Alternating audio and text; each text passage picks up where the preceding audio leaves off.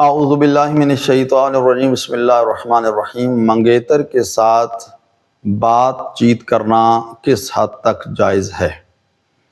یاد رہے کہ یہ جو منگنی کی جاتی ہے، جس کے ذریعے انسان منگیتر بن جاتے ہیں آپس میں، لڑکا اور لڑکی، تو اس کا تعلق یہ شریعت کے ساتھ نہیں ہے۔ شریعت میں آپ کو کوئی رسم منگنی کے نام سے نہیں ملے گی۔ اس کا تعلق ہمارے جو رواج ہے ہمارا، اس رواج کے ساتھ ہے۔ یہ معاشرے کا جو ایک رواج ہے، معاشرے کی ایک جو رسم ہے، وہ منگنی ہے۔ تو شریعت کے ساتھ اس کا کوئی تعلق نہیں ہے۔ منگنی کر لینے کے بعد بھی لڑکا اور لڑکی اسی طرح سے نامحرم ہیں جس طرح سے منگنی کرنے سے پہلے نامحرم تھے۔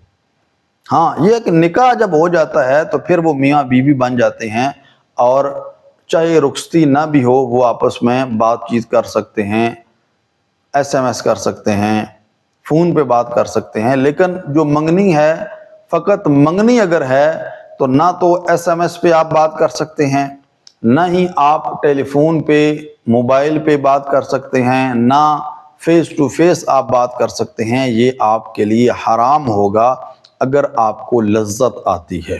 لذت یعنی اگر آپ کو مزہ ملتا ہے، اور یقیناً جب لڑکا اور لڑکی آپس میں بات کرتے ہیں، چاہے وہ SMS کے ذریعے ہو، فون پہ ہو یا فیس ٹو فیس ہو، یقیناً ایک لذت کا احساس وہ ہوتا ہے۔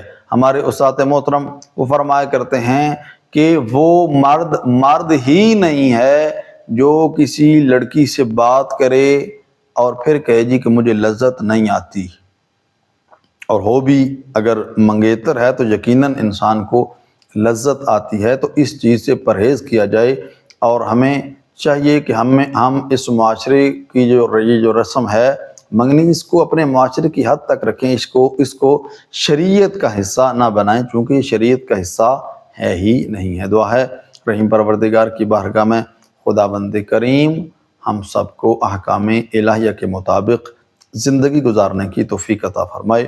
والسلام علیکم ورحمۃ اللہ وبرکاتہ۔